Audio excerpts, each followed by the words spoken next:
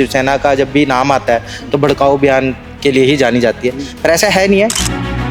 हम हिंदुत्व को इसलिए प्रमोट भी करते हैं क्योंकि जो हिंदुस्तान है ना, उसका नाम ही हिंदू से शुरू होता है। अब देखते जाओ, लोग इस नाम को ही नहीं माना जाता कि ये नाम कहाँ है, किस कॉन्स्टिट्यूशन में है, ये एग्जिस्ट ही नहीं करता, ये बनाया गया। जरनैल सिंह भिंडरांवाले की जब बात होती है, एक लफ्ज़ उन्होंने साफ बोल दिया था, वो वीडियो आज भी यूट्यूब पे है, कि ये हिंदू कोई वर्ड नहीं था।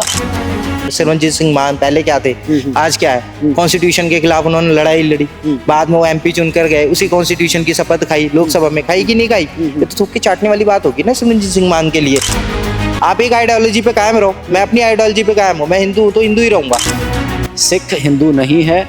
हमेशा उन्होंने बार बार मांगा है कि कॉन्स्टिट्यूशन में भी हमें जब ये दिया जाए कि हम अलग हैं, अलग कौम हैं, दर्जा दिया जाए।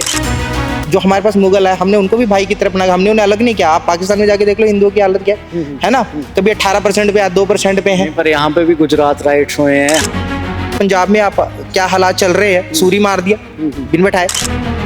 ये सवाल अमृतपाल सिंह भी करते थे कि सूरी की क्या देन है, वो किसी का लीडर नहीं है, उसको हिंदू कोई कुछ मानता ही नहीं है, वो तो सिर्फ भड़काऊ बयान देता था, उसकी कोई देन ही नहीं है समाज को। अमृतपाल ने क्या नशा छुड़वाया, कहाँ गया? अभी कल की नेशनल मीडिया में चल रहा था। जितना समय उसको मिला उसके बाद तो अरेस्ट हो गया। गुरु ग्रंथ साहिब जी को ढाल बना के चले जाना, मैं करके चला जाऊंगा, अगले दिन तो मेरा सर काट देंगे सिख लोग, उसका क्यों नहीं काटा? वो पिंडरावाला कभी बन भी नहीं सकता। पिंडरावाला ने 11 साल की उम्र में दमदमी टकसाल ज्वाइन कर ली थी। खड़ी दोपहर में वो गुरु ग्रंथ साहब का पाठ करता था, गुटका साहब का, है ना। अमृतपाल क्या था, केस उसने कटाया, दुबई वो रह के आया। 84 में क्या सिर्फ सिख मरे हैं, हिंदू नहीं मरे। टेररिज्म का दौर चला 32 साल, उसमें 37,000 ऑफिशियल डाटा है, 37,000 हिंदू मारे गए, अनऑफिशियली 65,000 है। इसमें ये नहीं होना चाहिए कि उनका मरा हमारा नहीं मरा, हमारा मरा उनका नहीं, मरे सारे ही हैं, ठीक है, सबने अपने अपने दिए अपने अपने, पर हम टेररिस्ट के थ्रू मारे गए, वो स्टेट रिस्पॉन्स। शिवसेना एक सोच है, एक विचारधारा है, पर 30 ਤੋਂ ਵੀ ਜ਼ਿਆਦਾ शिव सेना ਜਥੇਬੰਦੀਆਂ ਜਾਂ ਕਹਿ ਲਈ ਆਰਗੇਨਾਈਜੇਸ਼ਨਸ ਬਣ ਚੁੱਕੀਆਂ ਨੇ, ਜਿਨ੍ਹਾਂ ਦੇ ਬੁਲਾਰੇ ਸਮੇਂ-ਸਮੇਂ ਤੇ ਚਰਚਿਤ ਹੁੰਦੇ ਰਹੇ ਨੇ। ਤੇ ਹੁਣ ਜਦੋਂ ਕੋਈ शिव सेना ਨਾਂ ਬੋਲਦਾ ਹੈ ਤਾਂ ਲੋਕਾਂ ਦੇ ਜ਼ਿਹਨ ਦੇ ਵਿੱਚ ਕੰਟਰੋਵਰਸੀ ਜਾਂ ਭੜਕਾਊ ਬਿਆਨ ਹੀ ਆਉਂਦੇ ਨੇ। ਪਰ ਅੱਜ ਅਸੀਂ ਤੁਹਾਨੂੰ ਮਿਲਾਵਾਂਗੇ, ਗੱਲਬਾਤ ਕਰਾਂਗੇ ਅਸੀਂ शिव सेना ਦੇ ਹੀ ਇੱਕ ਲੀਡਰ ਦੇ ਨਾਲ, ਨੌਜਵਾਨ ਲੀਡਰ ਦੇ ਨਾਲ, ਜੋ ਕਿ ਸਟੂਡੈਂਟ ਪੋਲਿਟਿਕਸ ਦੇ ਵਿੱਚੋਂ ਉੱਠੇ ਨੇ।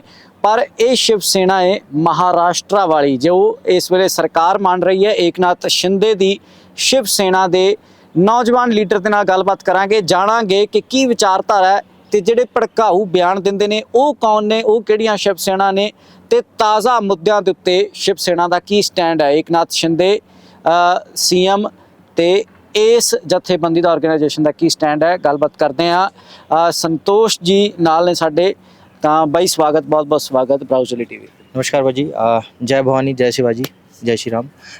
मैं संतोष कुमार स्पोक पर्सन हूँ शिंदे ग्रुप की तरफ से, पंजाब और चंडीगढ़ का। तो आप हमारे पास आए, बहुत अच्छी बात है, और ये ज़रूरी होना चाहिए कि हमारे को क्लियर कर देना चाहिए कि हम 2000 किलोमीटर दूर हैं अपनी जो मदर पार्टी है उससे, यहाँ पे काम कर रहे हैं नॉर्थ रीजन में, पंजाब में। आपको जैसे पता ही होगा कि पंजाब में इस वक्त 34 शिवसेनाएँ काम कर रही हैं, शिवसेना हिंदुस्तान वगैरह जैसे भी हैं। और जैसे कि आप पहले ही इंट्रोडक्शन दे चुके हैं कि शिवसेना का जब भी नाम आता है तो भड़काऊ बयान के लिए ही जानी जाती है, पर ऐसा है नहीं है। एंड फॉर अ रीज़न वो भड़काऊ तो होते हैं, वो बयान जो आए हैं आपने भी सुने होंगे, उससे तो ना नहीं कर सकते। देखिए, अभी इसमें क्या है कि जो शिवसेना है, जो एक्चुअली में राजनीतिक पार्टी है, उसमें से जो हमारी है जेन्युइन पार्टी है, उसमें से जितने भी राजनीतिक है, जितने भी मंत्री हैं या पॉलिटिशियन हैं या स्टेट लेवल के पदाधिकारी, उनमें से कोई भी भड़काऊ बयान देता ही नहीं है, क्योंकि हम एक्चुअल में पॉलिटिशियन जो 34 हमारी बनी है, आपने देखा ही होगा खालिस्तान को लेके बहुत मुद्दा गर्म रहता है हमारा। और शिवसेना इसलिए भी बनाई जाती है कि शिवसेना को थ्रेट मिलते हैं फिर, है ना, और उनको प्रायोरिटी भी दी जाती है नेशनल पार्टी की तरफ से। तो सिक्योरिटी रीजंस की वजह से बहुत सारे लोग बन जाते हैं, शिवसेनाएं बना ली हैं।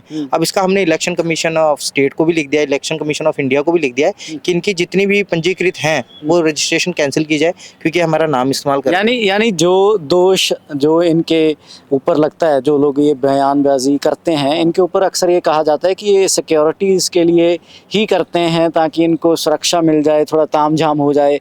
तो जो इनके विरोधी ये बात करते हैं उस पे आप मोहर लगा रहे हैं कि ये सत्य है।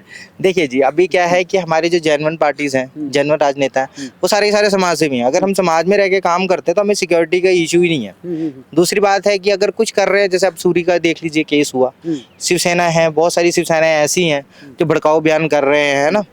तो अभी हम आज की जो वर्तमान कालीन स्थिति में देखते हैं, है ना, पहले क्या था, बाला साहब ठाकरे इतना बॉदर भी नहीं करते थे, इस तरफ को देखते भी नहीं थे, और लोग बनाई गए और भड़काऊ भाषण दिए गए। उसमें क्या हुआ, कुछ जेन्युइन शिवसेना के भी अधिकारी मारे गए, है ना। अब इसमें पार्टी थोड़ी सी एक्टिव होगी जब से एकनाथ शिंदे साहब ने सरकार संभाली है हमारी, और उन्होंने कहा है कि इसको बहुत सख्त लहजे पे, हमारे को भी ऑर्डर आए हैं स्टेट लेवल पे कि हम स्टेट कमीशन ऑफ इलेक्शन को जो है ना, उसको भी लेटर लिखें कि इनकी जो है रजिस्ट्रेशन कैंसिल किया जाए, इनका नाम हम वापस ले लें सारों का सारा, ठीक है, इनको सील कर दिया जाए। और हमारी जो एकनाथ शिंदे की सरकार रहेगी, जो एक हमारी है शिवसेना, वो काम करेगी पंजाब में। क्या काम करेगी पंजाब में? पंजाब में क्या ग्राउंड वर्क होगा? क्योंकि बहुत सारी जो ऑर्गेनाइजेशंस हैं वो यही कहती हैं कि जो हिंदुत्व का आइडिया है वो सेकुलरिज्म के अगेंस्ट है। अगर हिंदुत्व मांगना है, वो अगर वो जायज़ है तो फिर खालिस्तान भी जायज़ है। आप हिंदुत्व के साथ, इस आइडिया के साथ आप खड़ते हैं, सपोर्ट करते हैं? देखिए, मैं आपको एक चीज़ कहता हूँ, मान के चलिए कि एक घर मेरा था, उसके ऊपर शर्मा जी का मकान लिखा हुआ था। फिर कोई बाहर से आया, वहाँ पे उसने वर्मा जी का मकान लिख दिया। अब वर्मा जी के, है ना, समझ रहे हो ना, पर 50 साल बाद कोई एक बंदा आता है, वो कहता है नहीं यार ये तो शर्मा जी का मकान था। वैसे ही है। अब हिंदुत्व की हम जब बात करते हैं, हिंदुत्व की मांग करते हैं, हम सब हिंदुत्व की आइडियोलॉजी को फॉलो करते हैं। हम वैसे तो हमारी जो है राइट विंग की पार्टी मानी जाती है हमेशा।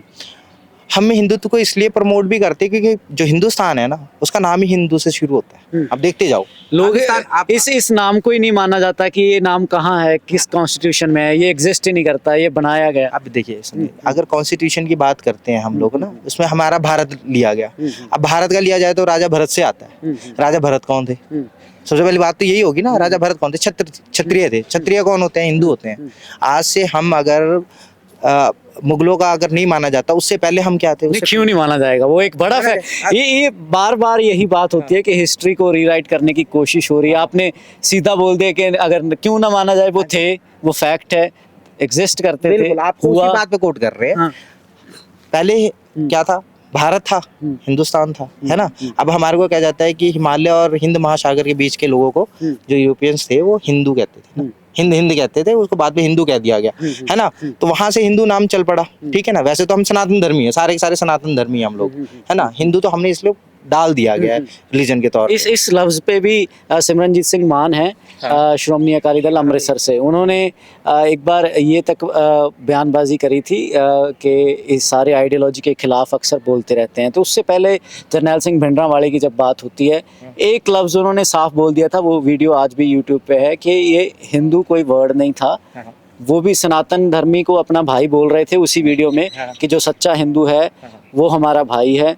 जो ये दूसरे अब हिंदू कहलवा रहे हैं, हिंदू शब्द अरबी का है जिसका मतलब चोर होता है। अच्छा, देखिए मैं आपको एक चीज बताता हूँ।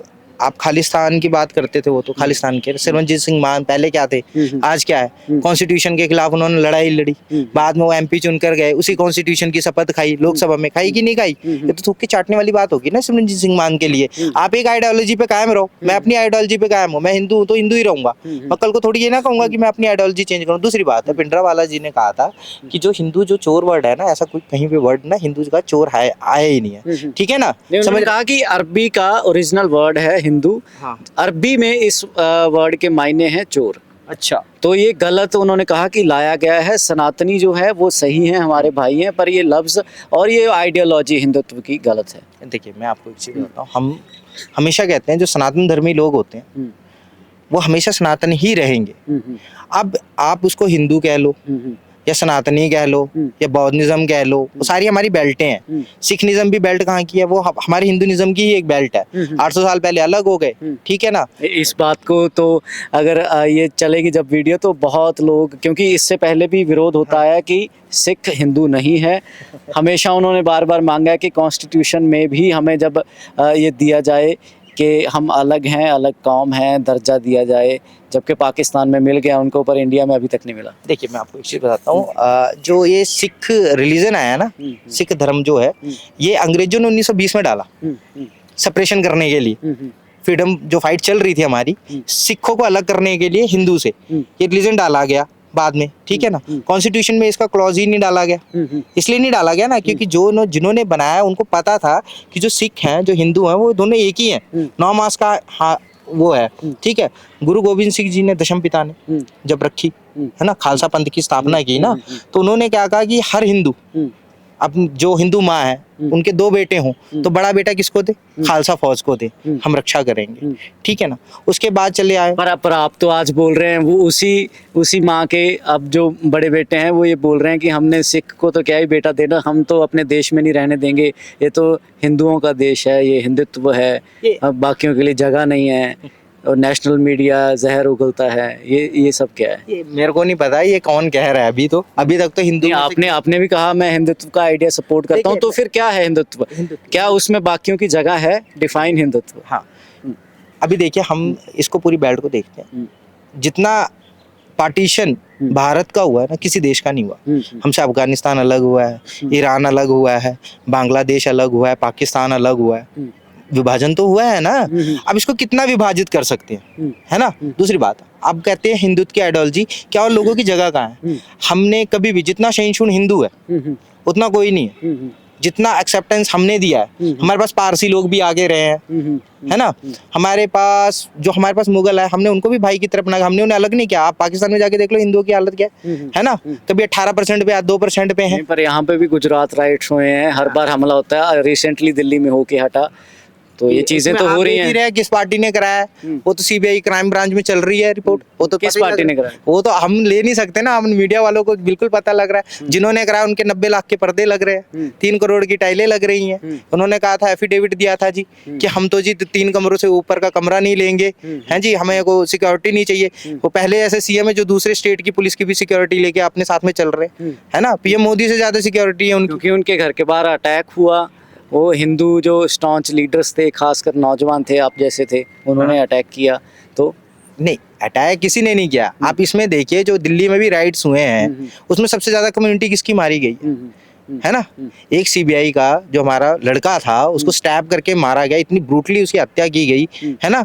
उसको अभी तक हमारे को इंसाफ नहीं मिला हुआ है। और उसमें एक विधायक कौन इस्तेमाल था, उसका नाम क्या था? अमानतुल्लाह खान था ना। अब तो मैं नाम ही ले देता हूँ, चलो उसमें आपने तो पॉइंट आउट ही कर दिया है। अभी यहाँ देख लीजिए पंजाब में आप क्या हालात चल रहे हैं, सूरी मार दिया बिन बैठाए, ठीक है ना। हमारे सूरी, ये सवाल अमृतपाल सिंह भी करते थे कि सूरी की क्या देन है, वो किसी का लीडर नहीं है, उसको हिंदू कोई कुछ मानता ही नहीं है, वो तो सिर्फ भड़काऊ बयान देता था, उसकी कोई देन ही नहीं है समाज को, भड़काऊ बयान देता था, अपने कर्म का खा के गया। देखिए अमृतपाल ने भी कुछ किया नहीं है समाज के लिए। अमृतपाल ने क्या नशा छुड़वाया, कहाँ गया? अभी कल की नेशनल मीडिया में चल रहा था, जितना समय उसको मिला उसके बाद तो अरेस्ट हो गया। समझिए ना, अमृतपाल ने कौन सा कराया? बाद में अपना सीआईए बोल रही है ना, एनआईए बोल रही है, सॉरी एनआईए बोल रही है कि उसके जितने भी नशा मुक्ति केंद्र उसने खोले थे, बाद में उसमें से ही रिक्रूटमेंट की उसने, एकेटी बनाई ना उसने, है ना।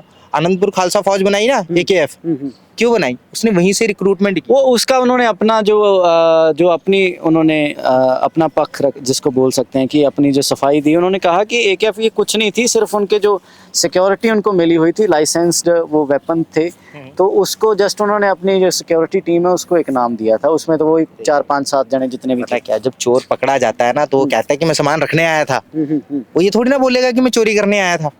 अमृतपाल जी का कोई सहयोग नहीं है पंजाब में आज के टाइम में देखा जाए। अगर सूरी का भी नहीं है तो अमृतपाल जी का भी नहीं है। अमृतपाल जी ने एक एसएसपी को हॉस्टाइल कर लिया उन्होंने, समझ रहे हैं ना। अब एक अधिकारी को हॉस्टाइल कर लेना, है ना, गुरु ग्रंथ साहिब जी को ढाल बना के चले जाना, कितने सिखों की वो आहत हुआ। मैं करके चला जाऊंगा, अगले दिन तो मेरा सर काट देंगे सिख लोग। उसका क्यों नहीं काटा भाई? क्योंकि वो सिख, इसलिए नहीं काटा। दूसरी बात है वो पिंडरा वाला कभी बन भी नहीं सकता। पिंडरा वाला ने 11 साल की उम्र में दमदमी टकसाल ज्वाइन कर ली थी। खड़ी दोपहर में वो गुरु ग्रंथ साहब का पाठ करता था, गुटका साहब का, है ना। अमृतपाल क्या था? केस उसने कटाया, दुबई वो रह के आया, हर तरह के काम उसने, उसकी वीडियोस वायरल हो रही है, ऑडियोज वायरल हो रही है, खुद भागा, पिंडरा वाले ने तो फाइट की फौज से, चलो कोई बात नहीं है, उसको है ना न्यूट्रलाइज किया नहीं, गया। आप उसको, अगर आपने अभी जैसे बोला कि भिंडरावाले ने तो फौज से फाइट की, यानी कि आप मानते हैं कि वो एक दिलेरी का काम था, आप उसको रिकॉग्नाइज कर रहे हैं उस चीज को कि वो भागा नहीं? दिलेरी का काम नहीं कहूंगा, ये बेवकूफी का काम है। सेपरेशन को किसी भी मसले में सपोर्ट नहीं किया जा सकता। आप देश को और नहीं बांट सकते हैं। 2 करोड़ है, आप ये देख लीजिए। आप अगर हम पंजाब को आज भी पिंडरा वाले के टाइम का भी ले लेते हैं नक्शा, अगर उसने खालिस्तान का बनाया, उसने लैंदा पंजाब पहले लिया। चढ़दा पंजाब था बाद च लिया, और लैंदा पंजाब पहले लिया थी, मैप में लिया हुआ है ना।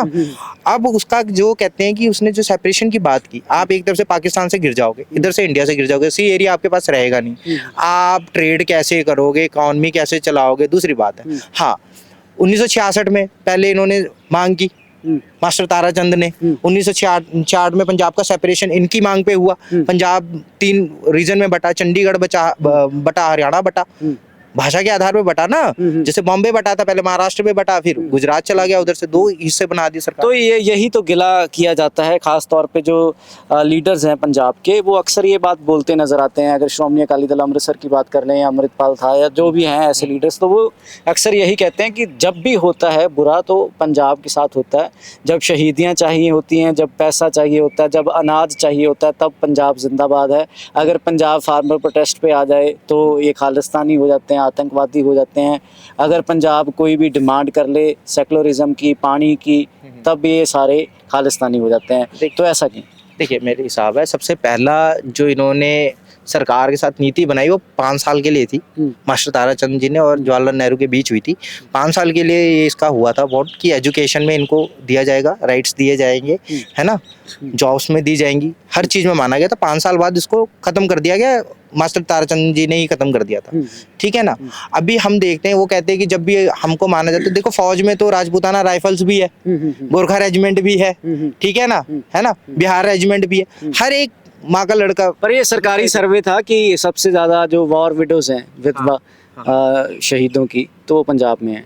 अच्छा, तो पंजाब की पॉपुलेशन तो इंडिया की पॉपुलेशन के मुकाबले बहुत कम है, उस हिसाब से तो योगदान जो है बड़ा हुआ। इसमें क्या है, जो शहीद होता है ना, पहले फौज में जाके क्या सिखाते हैं, तुम सिख नहीं हो, तुम इंडियन हो। पहले तो सबसे पहले ये उनके दिमाग से निकाल देते हैं, ठीक है ना।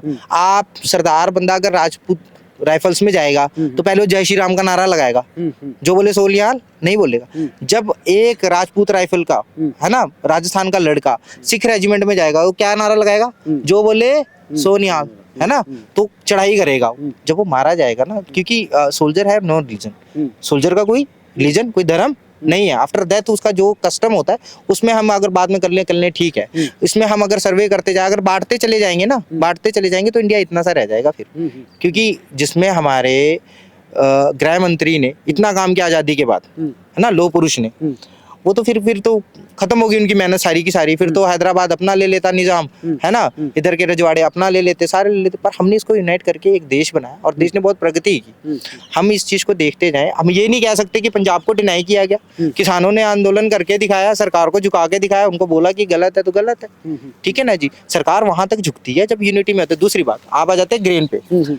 अब पंजाब जो ग्रेन उगाता है, उसके बाद हमारे पास 3 स्टेटें और हैं। यूपी है, यूपी में सबसे ज्यादा इस वक्त खेती है, पंजाब की तो बिक रही है, खेत बिक रहे हैं, बिल्डर्स देखो कितने बना रहे हैं। यूपी में देखो आप जाके, सारा का सारा अपना एग्रीकल्चर लैंड है। मध्य प्रदेश सारा है, यूपी में बहुत सारी खेती पंजाबी कर रहे हैं जाके। वो तो आपको मैं दिखाता हूँ ना, बरेली साइड चलो, सारा का सारा पंजाब है ना, सारे सरदार हैं उधर के उधर। तो उसमें ये नहीं कह सकते ना, वो तो फिर यूपी गुनो आप, सरदार तो कोई बात नहीं। अभी आप ग्राउंड वर्क शुरू कर रहे हैं पंजाब में, तो कौन से मुद्दे आगे लेकर चलेंगे? सिर्फ पंजाब के हिंदू की बात होगी या पूरे पंजाब की बात होगी? उसमें सिख भी आएंगे, मुस्लिम भी आएंगे, हर भाईचारे के लोग आएंगे।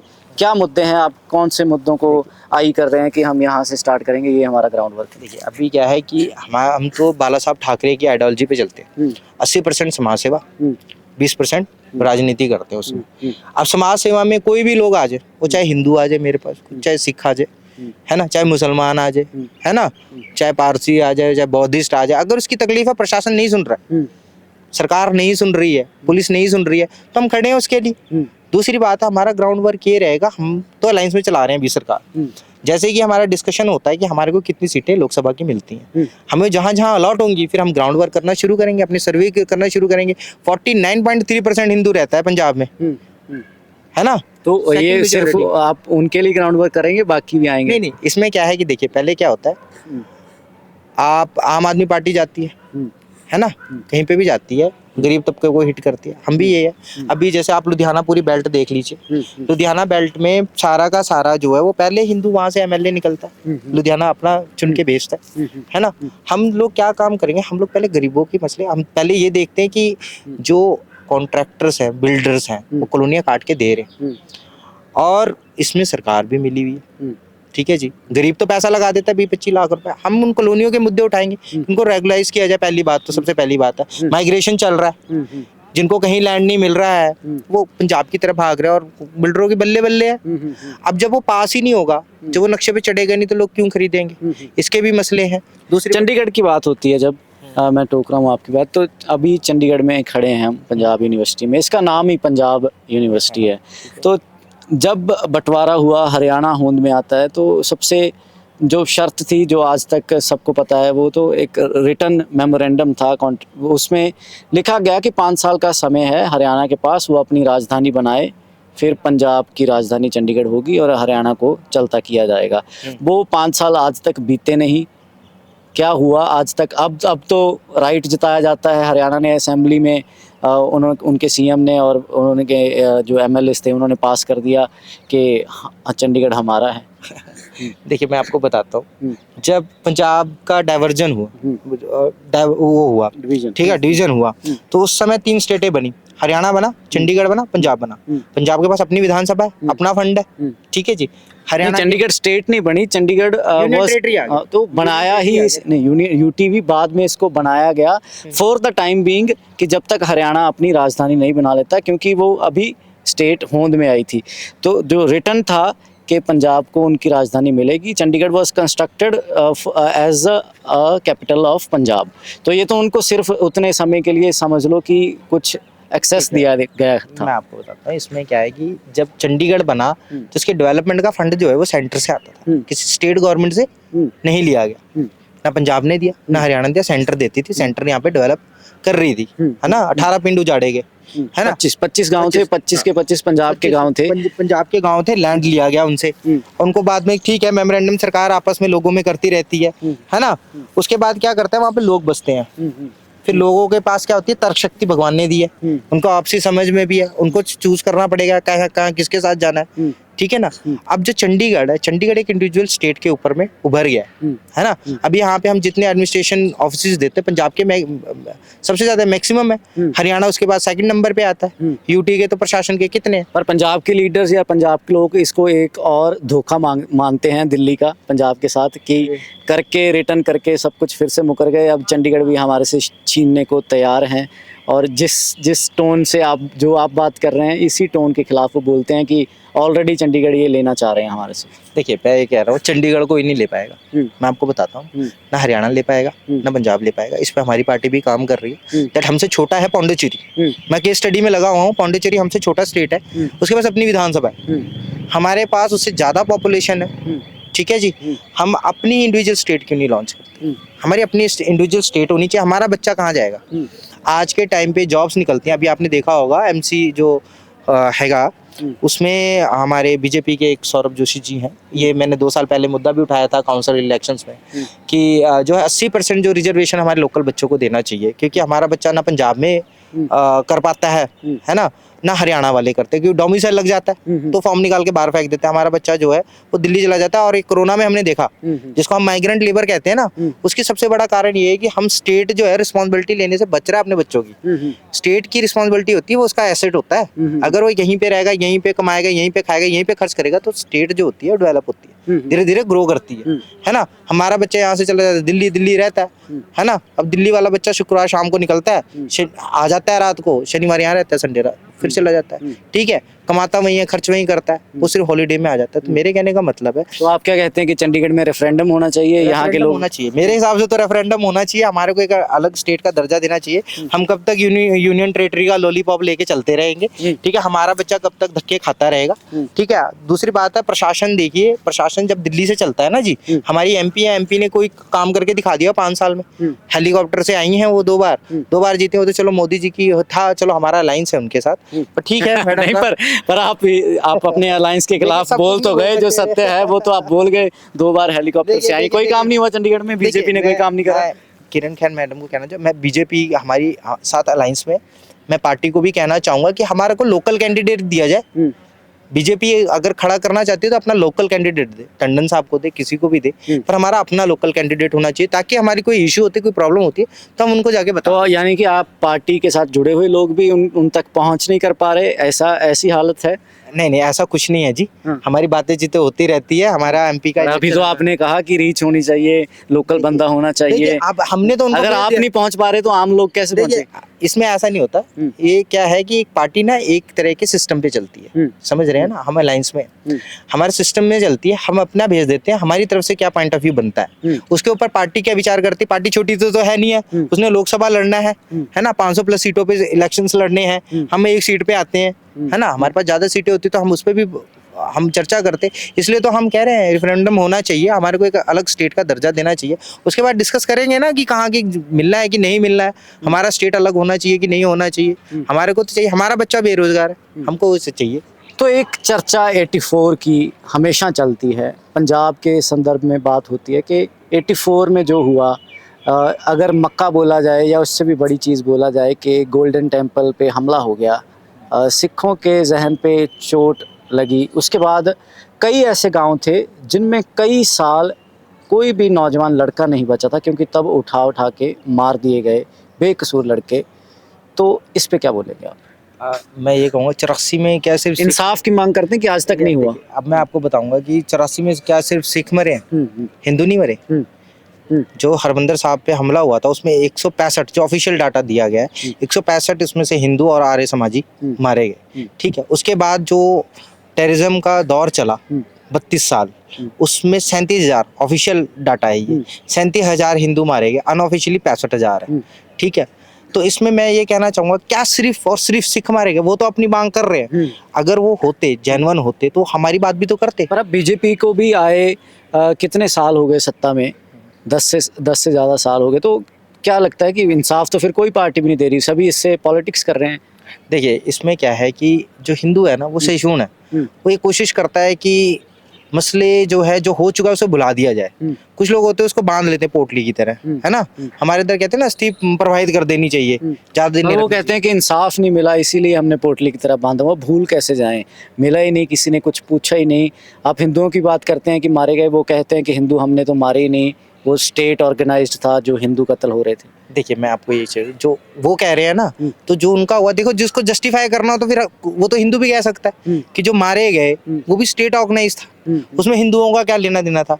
आपने देखा होगा रोपड़ में बस रोकी गई, खालिस्तानी आतंकियों द्वारा ही रोकी गई थी। उसमें जिसका तिलक था, जिसकी चोटी थी, जिसने पग नहीं बांधी उसको साइड कर दिया, उसको भून दिया, बाकियों को छोड़ दिया, तो हिंदू मारे गए, ठीक है ना। जो सिख राइट्स हुए, ठीक है, उसमें कहा जाता है 3350 लोग मारे गए जो सिख मारे गए, अनऑफिशियली 18,000 मारे गए हैं, ठीक है। जिन जिन स्टेट में, दिल्ली में हुआ, हरियाणा में हुआ, मध्य प्रदेश में, उत्तर प्रदेश में सिख राइट्स हुए, उसमें आप सरकार निकाल के देख लो किसकी है, कांग्रेस की है उस टाइम पे, ठीक है ना जी। मेरे कहने का मतलब है इसमें हिंदू और सिख कहाँ से आ गया? मरी तो मानवता मरी ना, इंसानियत मरी ना। अगर उनके पिंडों में नहीं गया तो जितने हमारे हिंदू मारे गए उनके घरों में भी कितने हिंदू मारे गए? स्टैट्स हैं आपके पास? स्टैट मैं आपको बता रहा हूँ ना, इसमें 37,000 जो ऑफिशियल डाटा है अभी तक, जिसके सर्वे कर दिया है कि 37,000 मारे गए। अनऑफिशियली ऐसे है जिसमें कहा गया 65,000 है। अभी हरियाणा में एक मास लेवल पे जो है कब्र मिली है, अब उसका भी कराना है कि उसमें हिंदू हैं कि सिख हैं। हुआ वो 84 के टाइम का है, ठीक है ना जी। तो हमारे कहने का मतलब है इसमें एक एक साइड का नहीं मारा गया, मारे हिंदू भी गए हैं। हम ये कह रहे हैं कि इस चीज को अब बुला के आगे बढ़ना चाहिए। देखिए 2018 में कोर्ट ने सजा दी है, जो थे उनको सभी को दे दिया, खोखर को भी दे दी है, एमएलए को भी हो गई है 10-10 साल की सजा, बाकियों को भी हो गई है। तो इसमें क्या कहना है, किसी चीज को बांध के हम नहीं रख सकते। हमारे कहने का मतलब अगर हिंदू अगर मांगना चाहे, हिंदू को ज्यादा ट्रेजेडी हुई 32 साल टेररिज्म में जीना, ठीक है ना जी, तो वो चीज नहीं होती, उसको जस्टिफिकेशन नहीं किया जाता। टेररिज्म का कोई जस्टिफिकेशन है ही नहीं। जो कैदी सिख हैं उनको रिहा करने की बात चलती है, बंदी सिंह रिहा करो, मोर्चा मोहाली ਦੇ ਵਿੱਚ मोहाली में लगा हुआ है, तो उसके साथ सहमत हैं? जो कैदी जिनकी सजा पूरी हो चुकी है उनको बाहर निकालने की मांग है, बाहर आने चाहिए वो। देखिए मेरे कहने का मतलब है, क्राइम उनकी बॉडी ने उनकी माइंड ने किया, आइडियोलॉजी है। दिक्कत आइडियोलॉजी में है। उनकी आइडियोलॉजी थी सेपरेशन। सेपरेशन कहाँ से? इंडिया से। वो बूढ़े हो गए, उनका दिमाग, कहते हैं ना ब्रेन कभी भी बूढ़ा नहीं होता, परिपक्व होता जाता है। समझ रहे हो ना? अगर उन्होंने उस टाइम पे इतने खतरनाक है ना बनाई है रणनीतियां, अगर वो आज निकल जाते तो कितने, हाँ ठीक है, जो भी उनको जजों ने दी थी सजा, अदालतों ने जो भी उनको सजाएं दी थी वो पूरी कर चुके हैं। अब इसमें काम आता है इंटेलिजेंस एजेंसीज का। वो किसी भी पक्ष में कहीं ना कहीं तो बात अड़ी हुई है, वो कहीं ना कहीं तो एक चीज पा रहे हैं कि हाँ इनको नहीं छोड़ना चाहिए, क्योंकि वो आज भी इसी चीज में कुछ भी आज का मुद्दा देख लीजिए, पंजाब का स्टेट का क्या है, अनस्टेबल है। कैप्टन अमरिंदर सिंह जाट पर जो डिसीजन कोर्ट का है वो कोर्ट के पास रहना चाहिए ना। एजेंसीज तो किसी एक विचारधारा, एक पार्टी से जुड़े फैसले ले सकती हैं, उनसे प्रभावित हो सकती हैं। ऐसे तो फिर ये ह्यूमन राइट्स वायलेशन हो गया कि सजा तो कोर्ट ने दी थी, पूरी हो गई, पर अब मर्जी है सत्ताधारी पार्टी की या उनके नीचे जो एजेंसीज हैं। देखिए अदालतें हमेशा ना निष्पक्ष रही हैं, स्वतंत्र रही हैं। जैसे 2018 में हिंदू लीडर्स को हुआ है, गुजरात दंगों में हिंदू लीडर्स को हुआ, पहली बार हुआ कि वहाँ की सरकार ने कराया, नानावती कमीशन ने भी माना, कुछ हिंदू लीडर्स थे उसमें, ठीक है, टाइटलर को भी नानावती कमीशन ने माना है ना। स्वामीनाथन की रिपोर्ट राजीव गांधी ने असेंबली में रिजेक्ट कर दी। स्वामीनाथन ने रिपोर्ट दी थी, क्यों नहीं पढ़ी उन्होंने? उसमें सिख राइट्स के बारे में सारे फैक्ट्स थे, उन्होंने पढ़ा, डिनाई कर दिया। राजीव गांधी की स्टेटमेंट है इसके ऊपर कि बड़ा पेड़ गिरता है तो जमीन हिलती है, ऐसा कुछ नहीं होता है। पर बीजेपी ने किया तो कुछ भी नहीं, उल्टा ये कहा जाता है, कुछ ऐसे वीडियो कह सकते हैं उस समय के, या कुछ ऐसे फैक्ट्स हैं रिटर्न एक्नॉलेज्ड कि बीजेपी भी इनफैक्ट पुश कर रही थी कांग्रेस को कि करो करो, क्यों नहीं एक्शन कर रहे, एक्शन होना चाहिए। ऐसा बहुत सारे कांग्रेस लीडर्स भी ऑन रिकॉर्ड बोल चुके हैं। किस चीज को लेके आप कहना चाहते कि हैं? अटैक होना चाहिए, गोल्डन टेम्पल पे अटैक होना चाहिए, भिंडरावाले पे अटैक होना चाहिए। ये फोर्स किया गया था उस वक्त के जो विरोधी धीर थे। आप समझिए, पहले तो पिंडरा वालों को इनवाइट किया गया गोल्डन टेम्पल में सेफ पैसेज के लिए, कि उनको सेफ एक सिक्योर पैसेज दिया जाए वहां पे। बाद में उन्होंने उसको एक छावनी में तब्दील कर लिया। आप समझो, अगर पिंडरा वाले परिपक्व होते, गोल्डन टेम्पल एक किसी की जगह तो है नहीं, आज भी उसमें सारे समुदाय के लोग जाते हैं, सिख भी जाता है, हिंदू भी जाता है, मुस्लिम भी जाता है। जब उन्होंने उसको छावनी बना लिया, ठीक है ना, डीआईजी थे उस समय के अटवाल साहब, अटवाल जी की हत्या हरमंदिर साहब के अंदर हुई है, ऑन रिकॉर्ड है, ठीक है, अटवाल को मारा, उसके बाद उनको टेररिस्ट डिक्लेयर किया गया। उन्होंने हरमंदिर साहब को कैप्चर कर लिया पूरी तरह से। जब देखा गया कि इसमें क्या है, सेपरेशन की मांग बढ़ती जा रही है, छावनी बना लिया अपनी आर्म्ड फोर्सेस, किसी स्टेट ने तो उनको दी नहीं थी, असले कहीं से तो है, बाद में पता लगा वो पाकिस्तान से था, आईएसआई से स्पॉन्सर्स था, उनको पूरी की पूरी जो भी जितने भी वहां से असले मिले हैं वो सारे पाकिस्तान आर्मीज के थे, है ना।